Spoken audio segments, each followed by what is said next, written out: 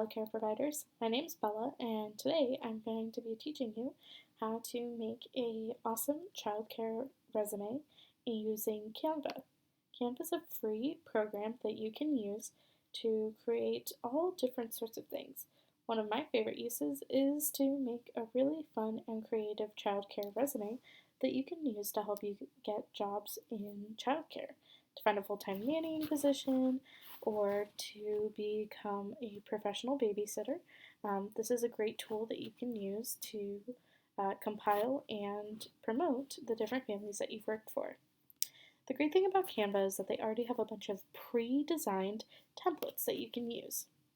You'll create a new file, click templates, and then you can type in resume. There are a bunch of different kinds that they have. Professional ones for corporate jobs, modern looking ones that are simple, ones that are good for specialized industries, all different kinds. With childcare, I found that this is the space to let your creativity and personality shine.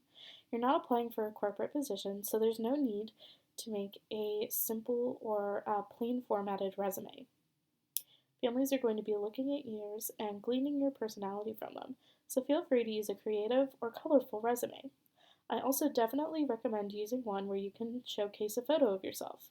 Because they'll be working with you face to face every single day, I think it's important to show yourself and your personality through your resume.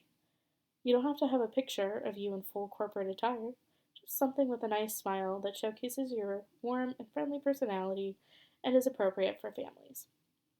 Let's take a look at the resume that I've created. I'll show you some of the elements, and then I'll show you how to create your own in Canva. It's definitely important to have your name and the position that you're going for. When working in childcare, if you're going for a professional full-time nanny position, feel free to list that. But since I apply for full and part-time positions, as well as date night and backup sitting, I found that a more broad title like childcare professional encompasses everything that I want to have stated on my resume. As you can see, I've also featured a picture of myself at the top. Something that's really important to list on a childcare resume is your contact information. This should be the same contact information that the agency or group that you're working for has on file, so that there's no discrepancies between the number that you want families to contact you with and the one that your employer contacts you with. Feel free to list your phone number and an email. No need to put down your mailing address here, like many other resume formats. Something else that's really important is to list any skills that you have. You'll see that I've omitted the typical education portion of my resume from this file. That's because I didn't complete college and my coursework was not relevant to childcare. However, if you've completed any college or any certificates in things like childhood education, development, medicine, anything that could be used in a childcare setting, feel free to list that, your graduation year, and the degree that you completed, and when you completed it. For me, my skills are the things that I want to highlight most in my resume. Any relevant certifications, like in CPR or first aid, if you have a teaching license, a childcare certificate from any program, feel free to list it here.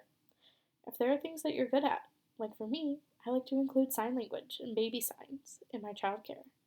I also have a lot of background in tutoring and in ACT and SAT prep, so I list that here as well. There's some other elements that just showcase my personality, like aspiring fort building champion. Makes me sound a lot more fun. I also list experience that I have with special groups. Parents might want to know if you've had experience with multiples, twins, triplets, or more.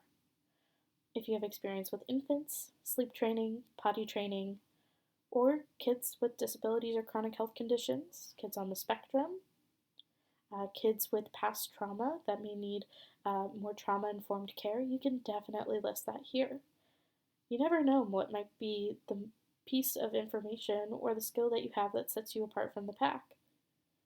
If you have a license to drive a large vehicle, or maybe you're a certified lifeguard, you could definitely put that here.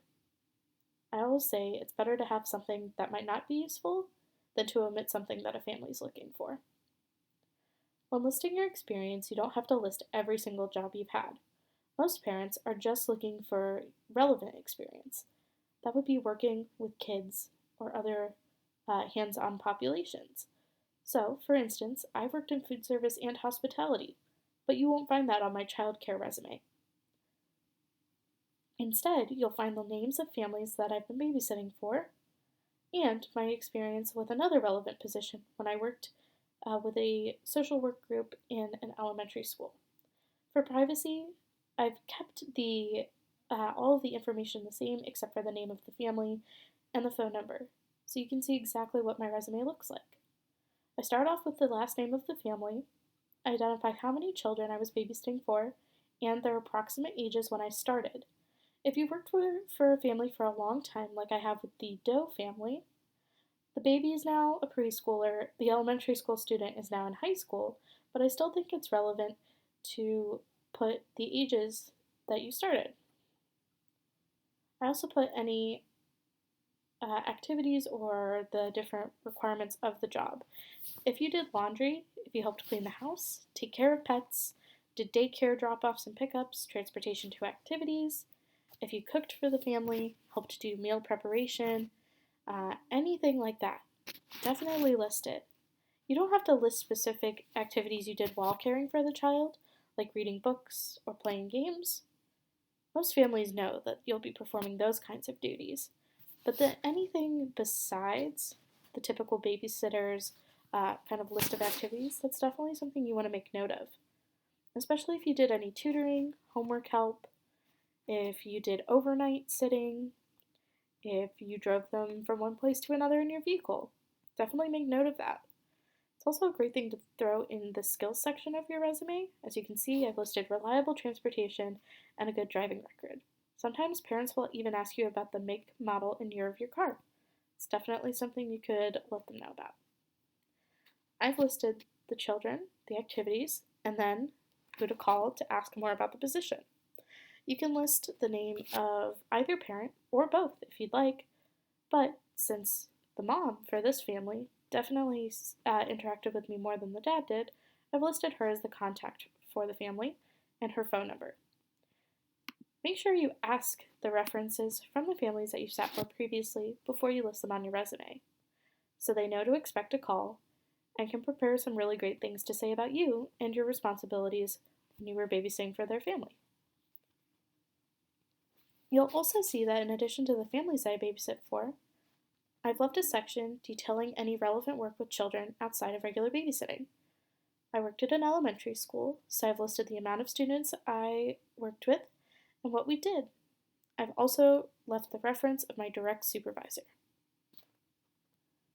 Now, some additional things that you can include in your resume, because unlike a corporate position, you're not limited to just one page.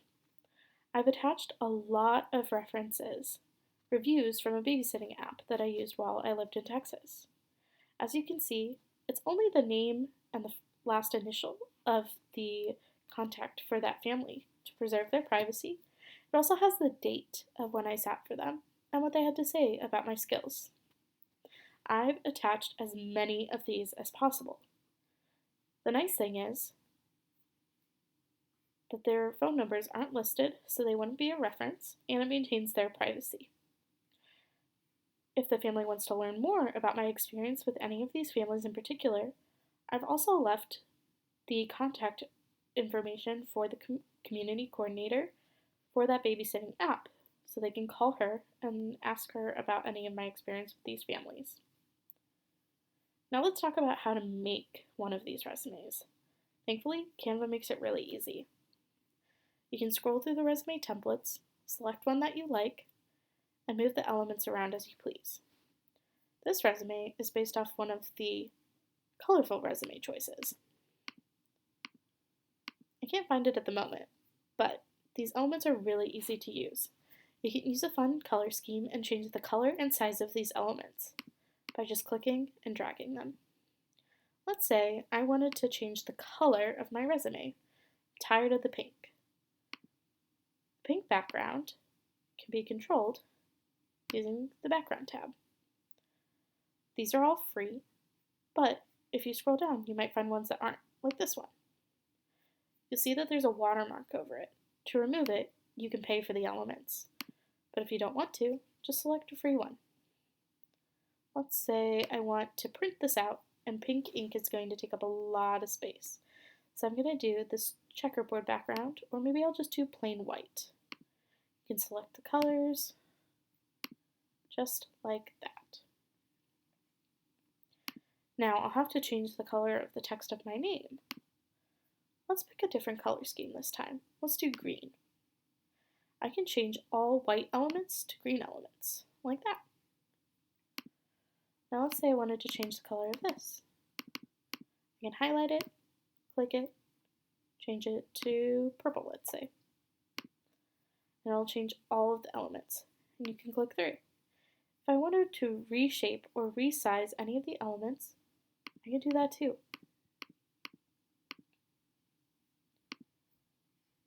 Let's say I wanted to delete one of these entries. I could select the whole thing. If the elements are showing up as separate, you can shift and select to combine them and click the group button. Hello. And then you can move them around or delete them as you want.